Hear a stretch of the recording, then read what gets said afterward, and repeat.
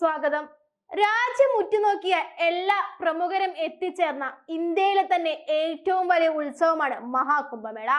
എന്നാൽ ഇതാ മഹാകുംഭമേളയിൽ ഒരുപാട് ജീവനുകൾ പൊലിഞ്ഞു എന്നുള്ള ഏറ്റവും സുപ്രധാനമായ വാർത്തയാണ് ഇപ്പോൾ പുറത്തു വരുന്നത്. പ്രയാഗ്രാജിൽ കുംഭമേളയിൽ തിക്കിലും തിരക്കിലും പെട്ട് 10ലധികം ജീവനുകൾ പൊലിഞ്ഞു എന്നാണ് പ്രമുഖ മാധ്യമങ്ങൾ റിപ്പോർട്ട് ചെയ്യുന്നത്.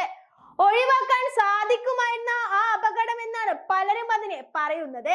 തിരക്കുകൾ ക്രമാതീതമായി വർദ്ധിക്കുന്ന സാഹചര്യം ഉണ്ടായിട്ടും ഉത്തർപ്രദേശ് BJP സർക്കാരും യോഗി ആദിത്യനാഥും ഗൗനിച്ചു പോലുമില്ല എന്നുള്ള ഞെട്ടിക്കുന്ന വാർത്തകളാണ് ഇപ്പോൾ പുറത്തു വരുന്നത്.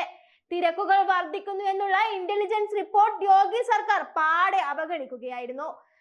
പ്രയാഗ്രാജിലെ മരണം യോഗി ആദിത്യനാഥ് സ്പോൺസേർഡ് ആണെന്ന് പല പ്രതിപക്ഷ പാർട്ടികളുടെയും ആരോപണം ശരിവെക്കുന്ന രീതിയിലുള്ള പല വാർത്തകളും അന്താരാഷ്ട്ര മാധ്യമങ്ങളടക്കം റിപ്പോർട്ട് ചെയ്യുന്നുണ്ട്.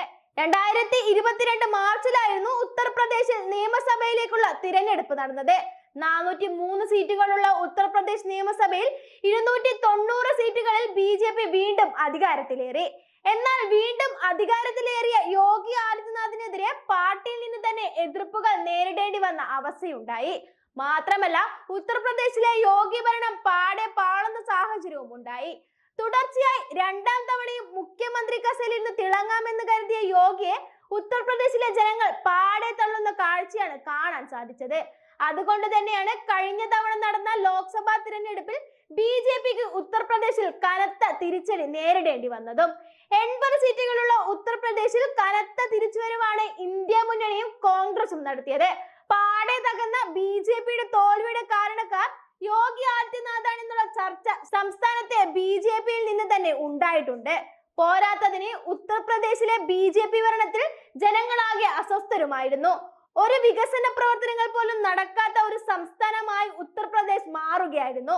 യോഗിയുടെ കഴിവുകെട്ട ഭരണത്തെ കുറിച്ച് പല മേഖലകളിലും ചർച്ച വന്നതിനിടയിലാണ് മഹാകുംഭമേള എന്ന കച്ചിത്തുരുമ്പ് യോഗി ആദിത്യനാഥിന് മുമ്പിൽ വീണ് കിട്ടുന്നത്.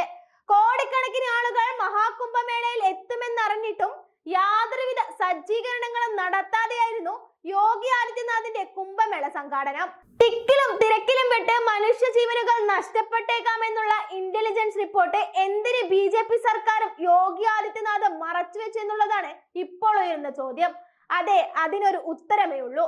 മനുഷ്യ ജീവനുകൾ പൊലിഞ്ഞാൽ വരും ദിവസങ്ങളിൽ ഉത്തർപ്രദേശിൽ അത് മാത്രമാകും ചർച്ച. ജീവനുകൾ നഷ്ടപ്പെട്ടവർക്ക് വല്ല 1-2 ലക്ഷമോ ഒക്കെ നൽകി അതവർ ഒതുക്കും. പിന്നെ ഇനിയുള്ള ദിവസങ്ങളിൽ രക്ഷാപ്രവർത്തനം എന്നൊക്കെ പറഞ്ഞ് മീഡിയകളുടെ മുന്നിൽ വന്ന് യോഗിയുടെ തള്ളുകൾ ഉണ്ടാകും. ഫെബ്രുവരി 26 വരെയുള്ള കുംഭമേളയിൽ ഇനിയുള്ള ദിവസങ്ങളിൽ സുരക്ഷകൾ കടുപ്പിച്ച് തിരക്കുകൾ നിയന്ത്രിച്ച് മുന്നോട്ട് പോയാൽ യോഗി സർക്കാരിന്റെ ഭരണപരാജയം അവിടെ മറച്ചുവെക്കാം. അതിനുവേണ്ടിയുള്ള സ്പോൺസേർഡ് മരണങ്ങളാണ് പ്രയാഗ്രാജിൽ നടന്നതെന്ന് ബുദ്ധിയുള്ളവർക്ക് മനസ്സിലാകും.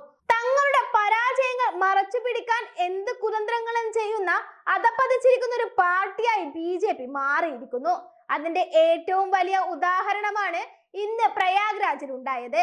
പാവപ്പെട്ട ജനങ്ങളുടെ ജീവനുകളെ വെച്ച് അതിലൂടെ PR വർക്ക് ചെയ്ത് തങ്ങളുടെ ഇമേജ് വർദ്ധിപ്പിക്കുവാൻ ശ്രമിക്കുന്നവരാണ് ഒരു കൂട്ടം. അതാണ് യോഗിയും സംഘവും എന്ന കാര്യത്തിൽ യാതൊരു സംശയവുമില്ല.